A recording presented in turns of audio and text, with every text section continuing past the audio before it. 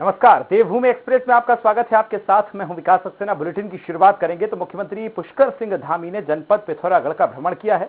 तहसील धारचूला पहुंचकर उन्होंने आपदा से हुए नुकसान का जायजा लिया है और आपदा प्रभावितों से मुलाकात कर उनकी समस्याएं सुनी हैं।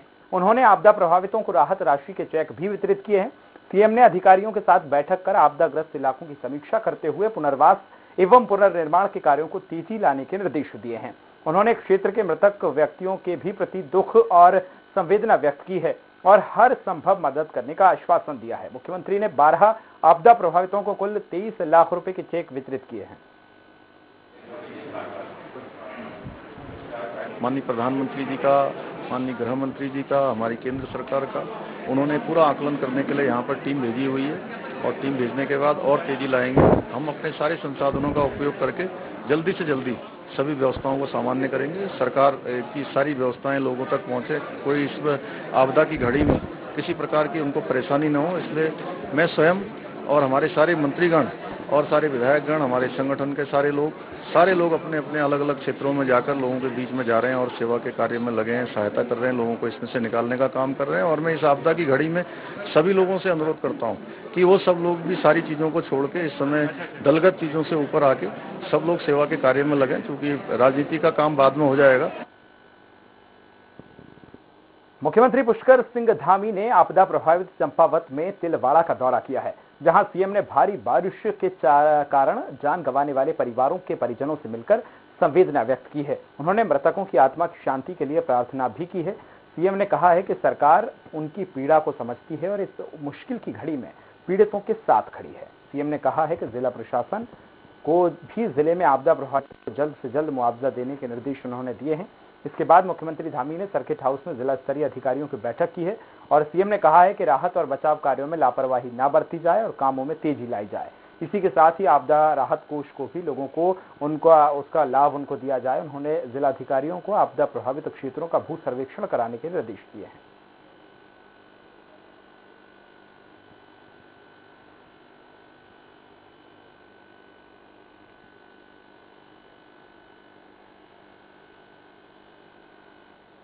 उत्तराखंड अधिकारी कार्मिक शिक्षक संघ के पदाधिकारियों ने सीएम पुष्कर सिंह धामी से मुलाकात की है और 2001 के बेच पुलिस आरक्षकों को 4600 रुपए ग्रे पेड देने की अगर बात की जाए तो ग्रेड पे देने की घोषणा करने पर सीएम धामी का आभार जताया है। वहीं संघ के पदाधिकारियों ने महासंघ की मांगों को लेकर सीएम धामी को ज्ञापन भी सौंपा है।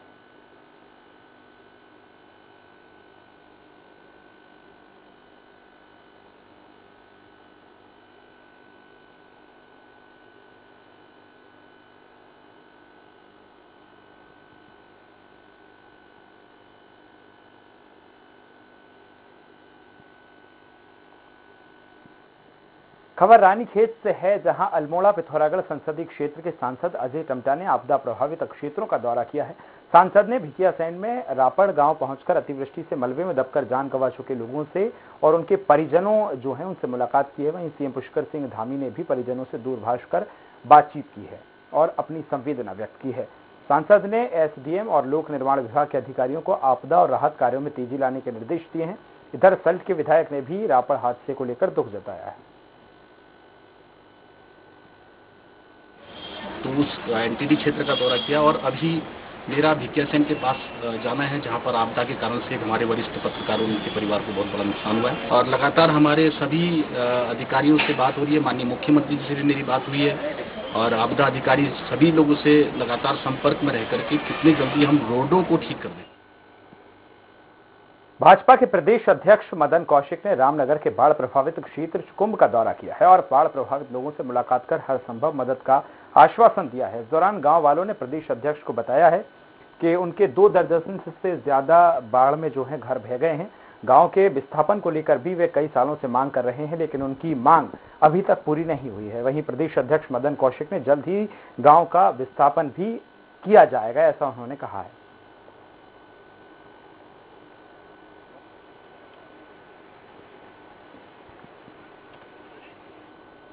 तो यहाँ चुकम के सभी बंधुओं के साथ बैठकर बातचीत हुई है।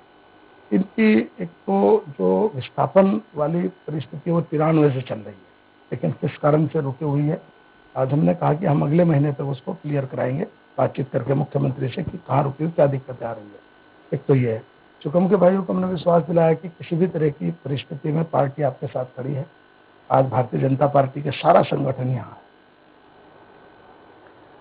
बाजपुर में पूर्व मुख्यमंत्री हरीश रावत ने भारी बारिश से हुए नुकसान और जनहानि का निरीक्षण किया है। इस दौरान उन्होंने मृतक के परिजनों से मुलाकात कर दुख व्यक्त किया है। पूर्व मुख्यमंत्री हरीश रावत ने प्रदेश सरकार पर लापरवाही बरतने का आरोप लगाया है और कहा है कि लोगों को उचित मुआवजा जल्द उपलब्ध कराने की बात की जाए। बता दें कि 3 दिन की मूसलाधार बारिश के चलते ग्राम झारखंडी निवासी रामदत्त भट्ट की नदी में बहने से मौत हो गई थी और लोगों को भारी नुकसान हुआ था।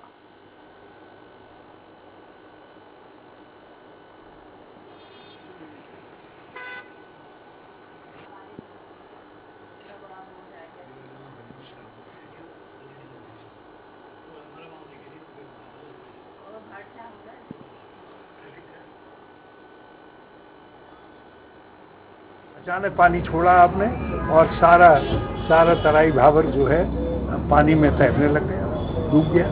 लोगों की फसलें बर्बाद होगी, लोगों के घर बर्बाद हो गए, लोगों के भंडार बर्बाद होंगे, लोगों की दुकानें बर्बाद होगी। कौन सी चीज़ ऐसी है जो बर्बाद नहीं हुई? और अब हालत ये है कि आप सहायता नहीं दे रहे हो। अभी भी रुद्रपुर जैसी जगहों में सहायता नहीं मिलती। आप अंदाज लगा सकते हैं दिया तले अंधेरा, अहेतुक सहायता नहीं बढ़ती है। मौजा तो बात की बात है। जिलाधिकारी रंजना राजगुरु ने सितारगंज का निरीक्षण किया है और आपदा से प्रभावित गांवों का जायजा लिया है।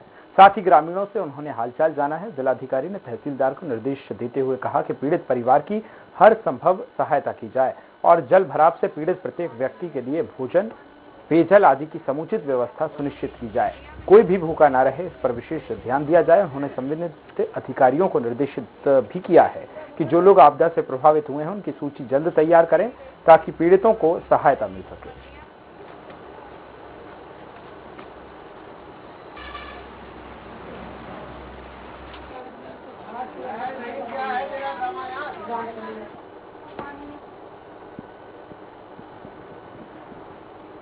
गृह मंत्री अमित शाह के निर्देश पर केंद्र की inter ministerial central team Pithoragarh जिले पहुंची है, जहां टीम ने आपदा से हुई क्षति का जायजा लिया है। 2 दिन तक चले इस निरीक्षण में टीम के सदस्यों ने हवाई निरीक्षण किया है।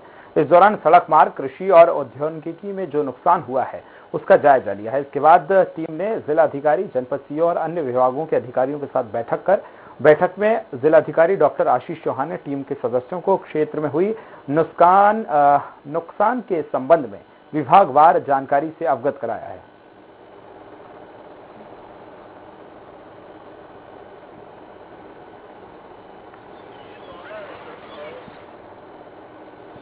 सर की तरफ से एक डायरेक्शन ये था, जो इंटर मिनिस्टरियल एक हमारा सेंट्रल टीम है उसकी इमीडिएटली आज विजिट करवाने के लिए आपदा प्रभावित क्षेत्रों का, तो उसी के अनुसार एक टीम है, 6 मेंबर्स टीम है आ रखा है। और आज सुबह से हमारा शाहजहां रोड है उसका डैमेजेस वगैरह दिखाया है। पहाड़ी इलाकों में एक बार फिर से बर्फबारी होना शुरू हो गया है। नीलकंठ की अगर बात की जाए तो वहां की पहाड़ियों में बसे हेमकुंड साहिब में पहले भी बर्फबारी शुरू हो गई थी, लेकिन अब उच्च हिमालय की बात की जाए तो वहां विराजमान केदारनाथ धाम में भी बर्फबारी शुरू हो गई है। केदारनाथ धाम में हो रही बर्फबारी से श्रद्धालुओं में अब काफी खुशी देखी जा रही है। केदारनाथ धाम में आज की ताजा बर्फबारी।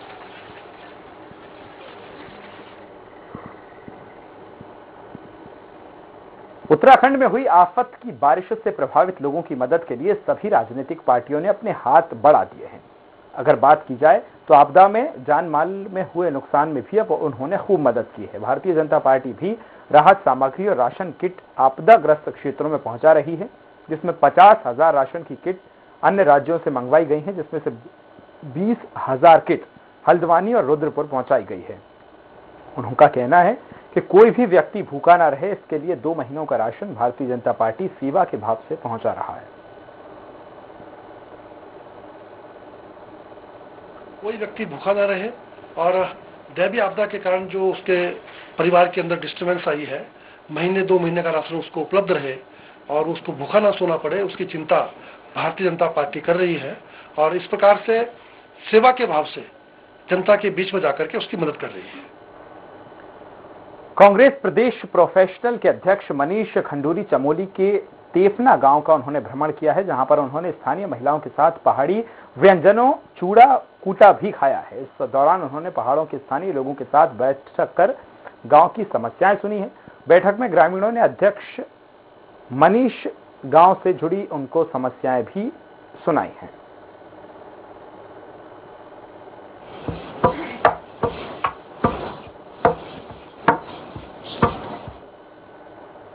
पूर्व मुख्यमंत्री और डोईवाला विधायक त्रिवेंद्र सिंह रावत ने जल जीवन मिशन के तहत पेयजल योजना का शिलान्यास किया है और उत्तराखंड पेयजल संसाधन विकास और निर्माण निगम देहरादून योजना से तीनों गांवों को लाभ मिलेगा, जिसमें धर्मूचक, डबरा वाला और बुल्लावाला शामिल है। बता दें कि 10 करोड़ 32 लाख की लागत से इस योजना के 3 गांवों के करीब 10,000 ग्रामीणों को लाभ मिलेगा।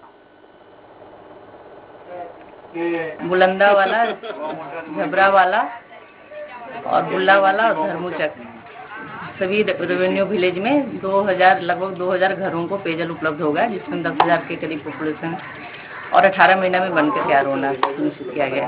आज जिनका हम लोकार्पण करने जा रहे हैं, इसमें हमारी 36 गांव पंचायतें डोईवाला विधानसभा में और जिनमें 59 ये राजस्व ग्राम है।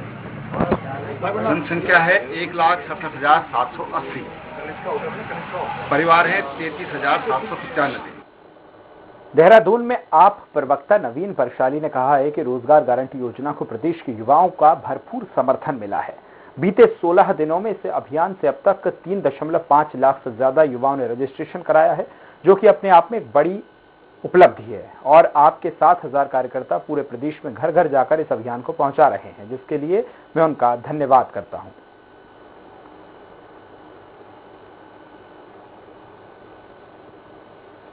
जो हमारा रोजगार गारंटी अभियान चल रहा है, विपरीत परिस्थितियों आपदा के बावजूद भी बहुत अच्छा रिस्पांस इसका आया है। अब तक टोटल 3,55,887 रजिस्ट्रेशन हो चुके हैं, तो टोटल मिला के 7,000 के आसपास ये सभाएं भी हमारी यहाँ पर हुई हैं अभी तक, जो हमारे कार्यकर्ताओं ने पिछले 6 दिनों में की थी। उसके बाद आपदा यहाँ पर आई थी तो हम उत्तरायण नहीं कर पाए थे, लेकिन फिर जैसे ही हम आपदा के बाद इस अभियान को फिर बढ़ाने की कोशिश करेंगे। हरिद्वार में आम आदमी पार्टी की प्रेस वार्ता में जोनल इंचार्ज सुनील लोहिया ने जिला कार्यकारिणी का विस्तार करते हुए विंग और मोर्चे की घोषणा की है। सुनील लोहिया का कहना था कि जिला कार्यकारिणी के विस्तार के बाद अब जल्द ही रिक्त पदों पर नियुक्तियां की जाएंगी। आम आदमी पार्टी के जिलाध्यक्ष अमित विश्नोई ने बढ़ती महंगाई का मुद्दा उठाया। उन्होंने कहा कि बढ़ती महंगाई ने उत्तराखंड की जनता की कमर तोड़कर रख दी है। उन्होंने कहा कि 2022 विधानसभा चुनाव में आम आदमी पार्टी उत्तराखंड में बदलाव लेकर आएगी।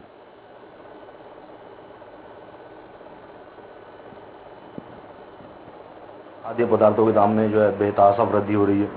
इसने जो है आम जन का जीना बड़ा मुश्किल कर दिया है। इसने यहाँ जो उत्तराखंड के अंदर बिजली फ्री दी जा सकती थी, वो बिजली भी इतनी महंगी है। पानी के बिल इतने आते हैं, लेकिन पानी नलों में टोटियाँ सूखी रहती है। कहीं कहीं क्षेत्रों में कहीं दिनों तक पानी नहीं आता है। महंगाई इस कदर बढ़ चुकी है कि आम जन का जीना बड़ा मुश्किल है।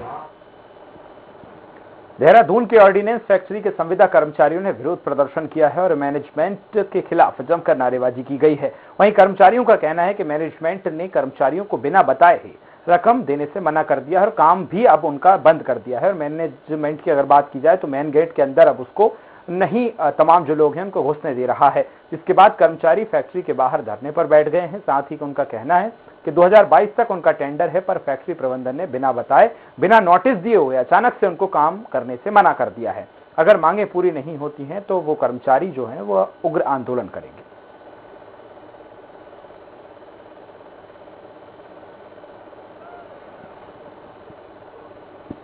लेबर है यहाँ पर धरने पर बैठी है, क्योंकि इनको जो है बिना नोटिस दिए हुए, बिना कोई छटनी मुआवजा दिए हुए और सारे श्रम कानूनों का उल्लंघन करते हुए फैक्ट्री का जो प्रबंधन है या जो ठेकेदार है, उन्होंने सारे श्रम कानूनों का उल्लंघन करते हुए इनको जो है बाहर निकाल दिया है और ऐसे टाइम पे निकाला है जब दिवाली है।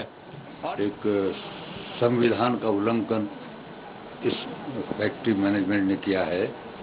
ये इनका 3 जनवरी 2022 तक इनका टेंडर है, लेकिन इनको बिना नोटिस दिए, बिना बताए इनको कल फैक्ट्री के अंदर नहीं घुसने दिया। हरिद्वार की ज्वालापुर कोतवाली थाना इलाके में एक नाबालिग युवती के साथ छेड़छाड़ का मामला सामने आया है, जहां पर पुलिस ने आरोपी युवक को हिरासत में ले लिया है और बताया गया है कि नाबालिग से पीर बाजार के एक व्यापारी का बेटा काफी दिनों से उसको परेशान कर रहा था। हालांकि पुलिस ने आरोपी युवक को हिरासत में ले लिया है और आगे की पूछताछ की जा रही है।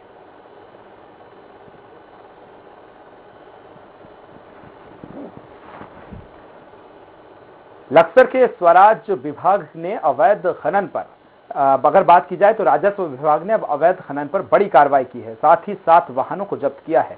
उप जिलाधिकारी वैभव गुप्ता ने बताया कि स्थानीय लोगों ने लगातार अवैध खनन की शिकायत वहां पर की जा रही थी, जिस पर उप जिलाधिकारी ने एक टीम बनाकर अवैध खनन पर राजस्व विभाग ने कार्रवाई करने के निर्देश दिए हैं, जिसके बाद टीम ने 7 वाहनों को पकड़कर चालान किया है, जहां राजस्व विभाग को भी वाहन चालकों ने कोई कागज नहीं दिखाए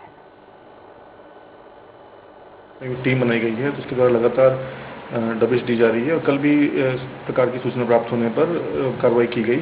उसमें 7 ट्रैक्टर ट्रॉली और 1 डंपर जो है वो अवैध परिवहन करते हुए पाया गया, तो उनको सीज कर दिया गया। कृषि कानूनों के खिलाफ किए जा रहे आंदोलन में शहीद हुए किसानों की आत्मा की शांति के लिए नानकमत्ता गुरुद्वारे में अरदास रखी गई है। गुरुद्वारे में अखंड पाठ साहिब का 3 दिन के लिए पाठ किया गया है। इधर गुरुद्वारा कमेटी ने प्रबंधन के सभी लोगों से पाठ में भाग लेने की अपील की है।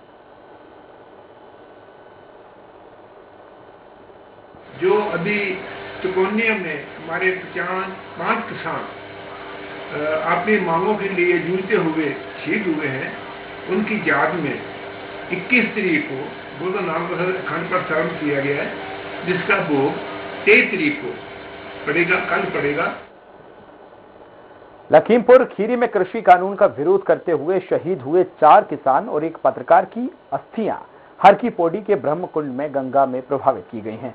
भारतीय किसान यूनियन के लोगों ने कहा है कि सरकार और उत्तर प्रदेश सरकार तानाशाह हो गई है और किसानों को मौत के घाट उतार रही है। किसानों ने कहा है कि आने वाले समय में किसान और देश के लोग इसका बदला जरूर लेंगे।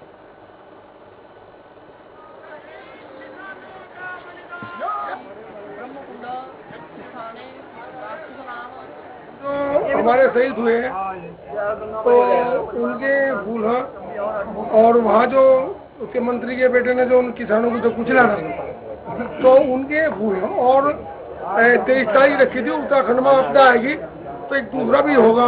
जो मंत्री के बेटे ने और मंत्री ने साजिश के तहत शांतिपूर्वक प्रदर्शन कर रहे किसानों को गाड़ियां चढ़ा दी थी, उसमें 4 किसान और एक पत्रकार भाई हमारे शहीद हुए थे। उनकी अस्थियां पूरे देश में हर प्रदेश के हर जिले में गई, तो ये हमारा भी सौभाग्य प्राप्त हुआ कि उन शहीदों की अस्थियां हरिद्वार जिले में भी आई। हमने 2 दिन तक पूरी कलश यात्रा पूरे जनपद में उनकी घुमाई, अस्थि कलश यात्रा, और आज पूरी अरदास करी गई, पूजा पाठ करे गए, पूरे विधि विधान के साथ उनकी अस्थियों को यहाँ विसर्जित कर दिया गया। उद्यान और बागवानी समेत कृषि कार्यों के लिए उत्तराखंड को वेस्ट हार्टिकल्चर स्टेट पुरस्कार से नवाजा गया है। इस मौके पर कृषि उद्यान मंत्री सुबोध उनियाल ने इसके लिए राज्य में विभाग के अफसरों, नीतियों समेत उनके केंद्र सरकार के सहयोग के लिए आभार व्यक्त किया है। कृषि मंत्री सुबोध उनियाल का कहना है कि राज्य सरकार ने कई अहम प्रयास किए हैं, जहां से किसानों की आय बढ़ाने की दिशा में कई काम किए गए हैं। पहली बार सेब और मशरूम को लेकर बड़े आयोजन किए गए हैं, जिससे पूरे देश में एक संदेश गया है। राज्य की जो सबसे बड़ी समस्या है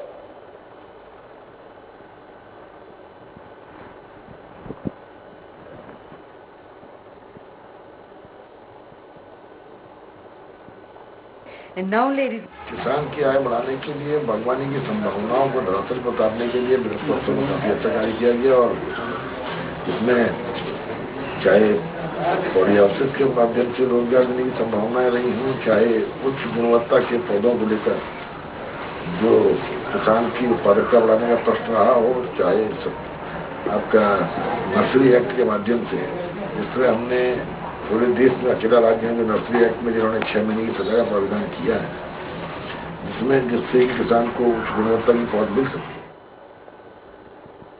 तो कल यानी रविवार को करवा चौथ है, और जिसको लेकर बाजार पूरी तरह से गुलजार है। जहां महिलाएं करवा चौथ की तैयारियों को लेकर कोई कसर नहीं छोड़ना चाहती हैं, तो यही कारण है कि बाजारों में भी अब उनकी खूब भीड़ उमड़ रही है। हाथों पर मेहंदी लगाने को लेकर महिलाओं में जबरदस्त उत्साह है। कुछ महिलाओं ने घर पर ही कोरोना गाइडलाइन का पालन करते हुए अपने पतियों से ही मेहंदी लगवाई है।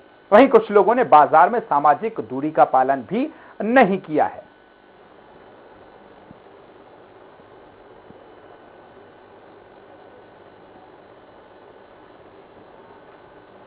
उत्तराखंड राज्य निर्माण अधिकारी अगर बात की जाए तो आंदोलनकारी संगठन ने मसूरी ने आप पार्टी ने प्रदेश प्रवक्ता नवीन परसाली के नेतृत्व में शहीद स्थल पर पहुंचकर आपदा में मारे गए लोगों को श्रद्धांजलि अर्पित की है और सरकार से मृतकों के परिवार और आपदा पीड़ितों को जल्द से जल्द मदद करने की मांग की है।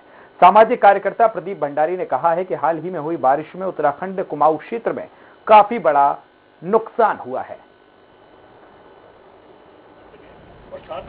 उन सभी मृतकों की आत्मा को भावपूर्ण श्रद्धांजलि देने के लिए आज आम आदमी पार्टी के कार्यकर्ता शहीद स्थल मसूरी में एकत्रित हुए। हमने अपनी भावपूर्ण श्रद्धांजलि उनके प्रति व्यक्त की और सरकार से आग्रह किया कि जो उनको मुआवजा देने की घोषणा सरकार ने की है वो जल्दी से जल्दी उनको दिया जाए और किसानों को इसमें भारी नुकसान हुआ है, किसानों के नुकसान का आकलन करते हुए उनको उचित मुआवजा दिया जाए। घटना है, एक केदारनाथ आपदा जैसी घटना है और इससे हम पूरे प्रदेशवासी दुखी हैं और आज यहाँ पर वही अपना दुख प्रकट करने और एक भगवान से प्रार्थना करने की जो मृतक आत्माएं हैं उन्हें जो है शांति प्रदान करे। जसपुर में चुनाव नजदीक आते ही चुनावी गतिविधियां भी अब तेज हो गई हैं, जिसको लेकर नेताओं के दौरे भी शुरू हो गए हैं। इसी के चलते अगर बात की जाए तो विधायक जो हैं आदेश चौहान के आवास पर पहुंचकर नेता प्रतिपक्ष प्रीतम सिंह ने मुलाकात की है। इस दौरान उन्होंने पत्रकारों से वार्ता करते हुए बीजेपी सरकार पर हमला बोला है। उन्होंने कहा कि पूरे प्रदेश में आपदा आई हुई है, लेकिन इसलिए परिजनों को 10 लाख का मुआवजा तो दिया जाए। अभी केंद्र सरकार ने राज्य सरकार के लिए पैकेज की घोषणा नहीं की है। उन्होंने आरोप लगाया है कि डबल इंजन की सरकार पूरी तरह से फेल है।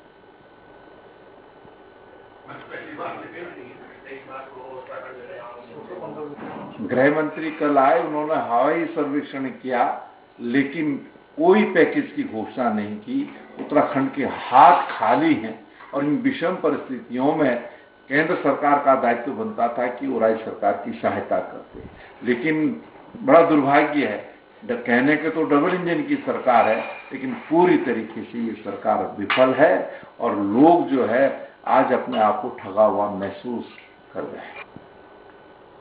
खबर देहरादून से है, जहां हरक सिंह रावत के तेवर अब नर्म पड़ चुके हैं। उन्होंने कहा है कि हरीश रावत के खिलाफ मैं अब एक शब्द नहीं कहूंगा। मैं हरीश रावत के चरणों में नतमस्तक हूं।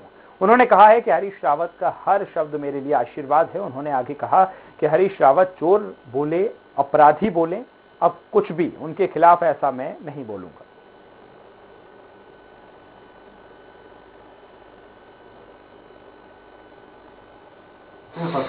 हरीश भाई के लिए भी है, मैं तो अब हरीश भाई के लिए कर दे, बड़ा भाई है भैया, जो बोले अब मैं हरीश भाई मुझे कुछ भी बोल दे, हरीश भाई आज मेरे चोर बोल दे, हरीश भाई मुझे अपराधी बोल दिया और कुछ भी बोल दे, मैं तो सब भगवान हरीश भाई के चरणों में है। हम तो उनके नतमस्तक हैं, बड़े भाई है, वो कुछ भी बोल सकते हैं, उनको सारे खून माफ होंगे।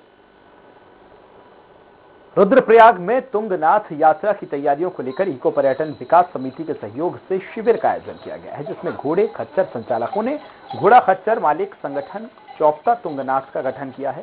संगठन का गठन होने के बाद अब तुंगनाथ और चंद्रशिला जाने वाले तीर्थ यात्रियों और सेनानियों को निर्धारित दरों पर घोड़े खच्चर प्राप्त हो सकेंगे और सभी घोड़े खच्चर संचालकों का सामान आय अर्जित हो सकती है। संगठन की ओर से पंजीकरण की प्रक्रिया पूरी कर ली गई है तथा संगठन में अभी भी लगभग 100 से अधिक घोड़े खच्चर संचालक शामिल हैं।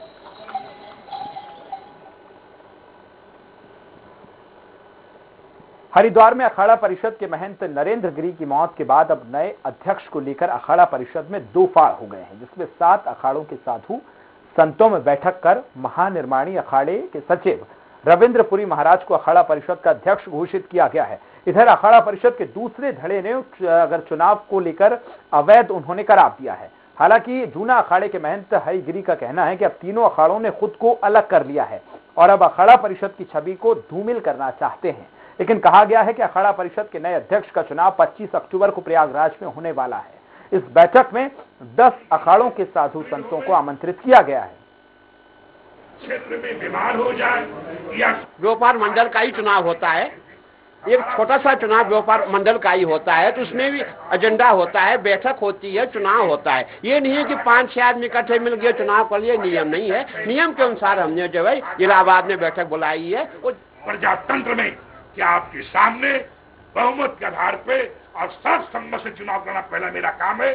उन अखाड़ों में तमाम लोग हैं जो मेरे साथ सब 25 तारीख के बैठक में भाग ले और भाग लेकर अपना हाथ उठाकर वहां बहुमत सिद्ध करे, जहां की आज तक का विधान था। पिथौरागढ़ जिले के बेरीनाग शहीद चौक में शहीद नरेंद्र गिरी की पत्नी धरने पर बैठ गई हैं। यह धरना प्रशासन के खिलाफ किया जा रहा है। शहीद की पत्नी का आरोप है कि प्रशासन उनके भवन का निर्माण नहीं करने दे रहा है। धरने की सूचना मिलते ही एसडीएम सुंदर सिंह धरना पर स्थल पर पहुंचे हैं, जहां शहीद की पत्नी धना दांगी ने एसडीएम से तहसीलदार की शिकायत करते हुए कहा है कि एक शहीद की मैं पत्नी हूं और मेरा अपमान किया गया है। एसडीएम ने समझाइश दी और मामले की जांच का आश्वासन देकर शहीद की पत्नी को धरने से उठाया है।